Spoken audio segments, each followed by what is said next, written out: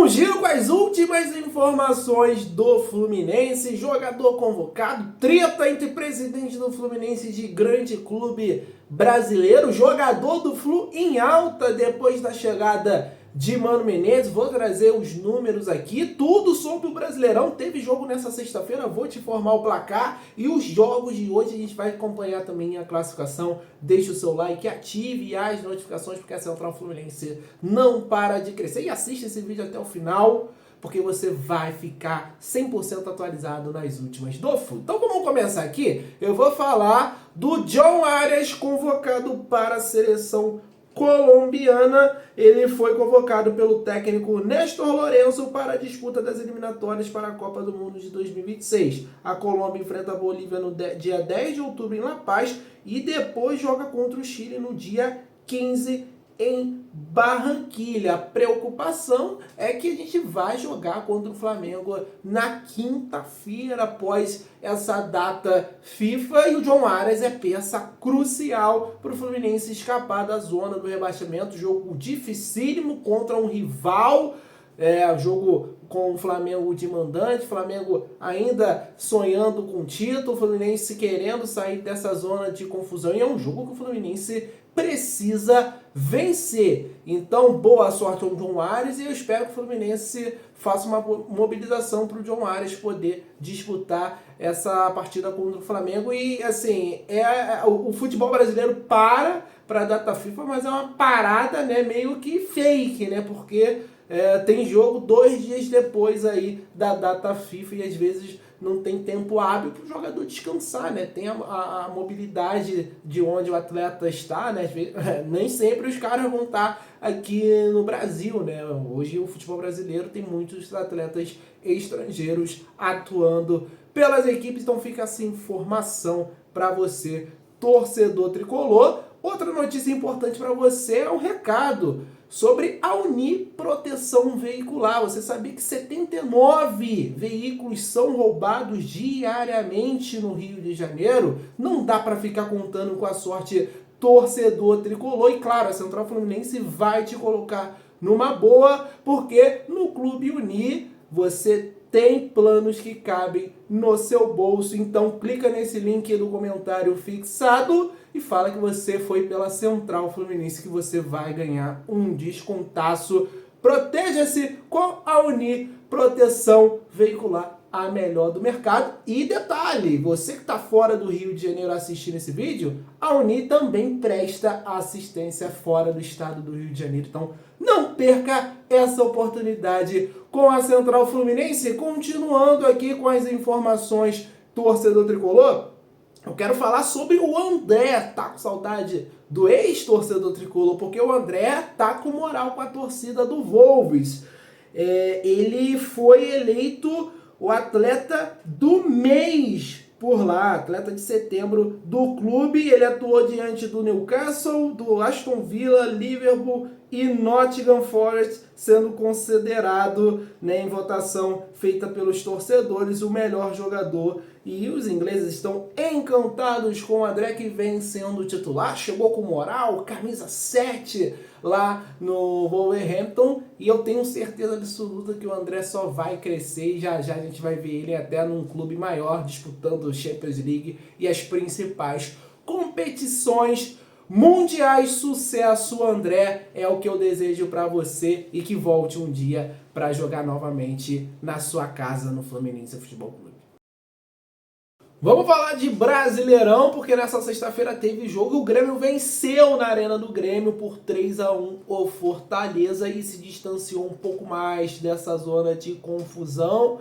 Tem um jogo a menos a fazer, foi para a 11ª colocação, então o Grêmio deu um passo importante aí para fugir da zona do rebaixamento, do risco de cair. Eu vou mostrar a tabela, a classificação do Campeonato Brasileiro, e eu sempre puxo aqui, quando eu vou falar da tabela, do Vasco para baixo, porque ainda é uma pontuação, por mais que tenha 2 jogos a menos, é ainda uma pontuação que requer riscos, né? Aí tem o Vasco com 36 pontos, o Atlético Mineiro com 36, aí o Grêmio 11º com 35, Criciúma com 35, Bragantino com 33, Juventude com 33, o Atlético Paranaense com 31. Ninguém esperava o Atlético Paranaense brigando nessa zona. E tem 2 jogos a fazer, né? Vai dar rodada e o contra o Fluminense. Fluminense também um jogo a fazer, já jogou nessa rodada, 30 pontos. Vitória vai jogar na rodada 28, Corinthians 28.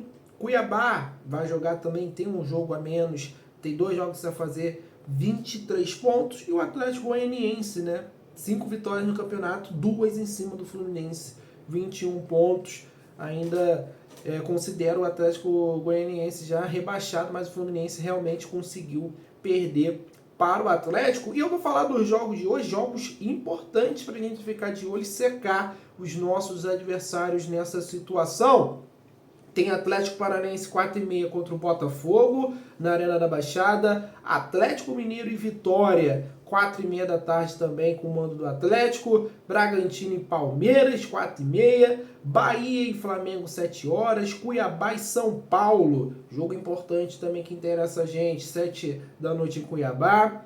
Corinthians e Internacional na Neoquímica Arena. É um clássico, né?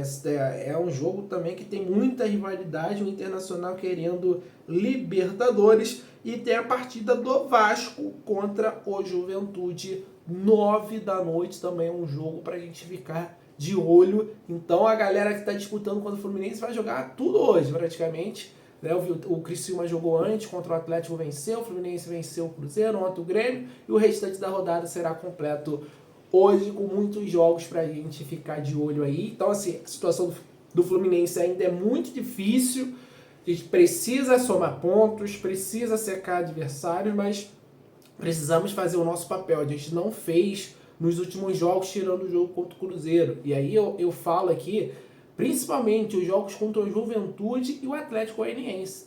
O Fluminense estava com o resultado até o final na mão contra o Juventude, e o Atlético Goianiense a gente tinha obrigação. Eu nem coloco o resultado do Botafogo, porque se você colocasse, né, por mais que o que aconteceu tenha deixado a gente muito chateado, para não falar outra palavra, mas a gente imaginava talvez o Fluminense perderia para o Botafogo, mas o Juventude e o Atlético Goianiense era para o Fluminense ter vencido. E aí se o Fluminense pelo menos tivesse segurado aquele resultado contra o Juventude, cara, já estava com 33 pontos. Se tivesse pelo menos empatado com o Atlético Goianiense, 34 com um jogo a menos, já estaria com algumas posições acima e podendo chegar a 37 pontos quando fizer os jogos, fizer o jogo contra o Atlético Paranaense, ficar com tudo completo. Já daria um respiro, um alívio. E não foi o que aconteceu. A gente se colocou nessa situação, esses jogadores. A gente não, porque o torcedor do Fluminense está fazendo sua parte nesse ano. Os jogadores fizeram esse papel de perder para o Juventude tomando 2 gols em 2 minutos, perder para o Botafogo do jeito que perdeu no Maracanã, né, com a falha do Felipe Melo, e partida horrorosa contra o Atlético Goianiense, tomou um amasso e perdemos lá no Antônio Ascioli. Então o Fluminense de olho, o torcedor de olho, a gente vai ficar de olho, claro, vamos informar amanhã para vocês tudo sobre a rodada do Campeonato Brasileiro. Agora eu quero mandar um abraço para a galera que está sempre acompanhando os nossos vídeos aqui. Um abraço para o Vander Lúcio, de Governador Valadares, Marcílio Pereira, Rio do Sul, Santa Catarina, o Zé de Quebra Frascos, Teresópolis, o Marcos Afonso, do Rio de Janeiro, o Manuel Caetano, de Natividade aqui no Rio, o Pedro de Goiânia, Goiás, e o Francisco de Pontalina, Goiás, e o Arley do Rio de Janeiro. Deixe o seu like, ative as notificações. Se você não é inscrito no canal, inscreva-se, dê essa oportunidade, porque estamos todos os dias aqui trazendo as informações do Fluminense para você, torcedor tricolor. 2 informações para a gente encerrar esse vídeo aqui. Uma delas é treta, gente, porque nessa sexta-feira o Júlio Casares deu uma declaração infeliz falando que o Fluminense se aproveitou de situações para subir de divisão. E aí, em sua resposta, o Mário usou as redes sociais para refrescar a memória do presidente do São Paulo. Vou ler aqui o primeiro trecho. Lamento a entrevista do presidente do São Paulo, demonstra desconhecimento sobre o STJD, sobre o Fluminense e São Paulo. Em entrevista recente fui perguntado sobre o tema e falei que, do ponto de vista jurídico, achava absurdo o pedido de tentar anular a partida por alegado erro de arbitragem, alegado porque no lance a falta foi a favor do Fluminense, que não se beneficiou. Todos os princípios desportivos foram cumpridos sem interferência no resultado. Esses são os fatos. Já a memória do presidente Júlio, por quem eu tenho maior respeito, vou refrescar um pouco. Aí depois o Mário, em um enorme texto, ele relembra o caso de 1996 envolvendo outros clubes, né? Teve um escândalo de arbitragem em 99 com o caso Sandro Hiroshi, que envolve o próprio São Paulo. Sandro Hiroshi era jogador do São Paulo, aí o Botafogo entrou na justiça e conquistou os pontos. 2013 também, onde que Flamengo e Portuguesa escalaram um jogador de forma irregular na última rodada daquele ano, do campeonato daquele ano. E aí o Mário argumentou que o Fluminense nunca entrou na justiça, nunca violou uma regra, né? As coisas aconteceram por conta de fatores externos de outros clubes que não foi o Fluminense. E aí tá essa treta, os dois, né, se respeitam, né, falam que são amigos, né, tem uma relação boa aí, diplomática de dirigente. Mas nesse caso é cada um pro seu lado, cada um defendendo o seu, apesar de, né, do Júlio Casares, na minha visão, estar errado, ele está defendendo dele, o Mário está defendendo o Fluminense, enfim. É uma discussão aqui que a gente tá certo, tá errado, mas cada um está defendendo o seu. E claro, na minha visão, o Mário foi perfeito nessa defesa do Fluminense institucional, realmente relembrando os fatos que realmente aconteceram. O Fluminense nunca entrou na justiça, gente. Nem em 96, nem em 99, nem em 2013. O Fluminense sempre foi uma parte interessada e, apesar, né, da mídia e dos torcedores em geral atrelarem tudo ao Fluminense, nunca existiu. Inclusive tem rival nosso aí que entrou no tapetão várias vezes, tentou também entrar no tapetão para não ser rebaixado algumas vezes e pouca gente sabe, pouca gente fala, mas tá aí, treta rolando entre presidente do Fluminense e presidente do São Paulo. E a última informação, eu quero falar de um jogador do Flu que tá em alta depois da chegada do Mano Menezes. Eu tô falando do Thiago Santos. Olha os dados aí fornecidos pelo SofaScore. Thiago Santos, o líder de ações defensivas do Fluminense desde que o Mano assumiu. 19 jogos, 1 gol, 86% de acerto no passe, 116 duelos ganhos, foi o primeiro do time, 143 ações defensivas, 32 desarmes, 23 interceptações, e aí a nota lá do portal, mais de 7 de média.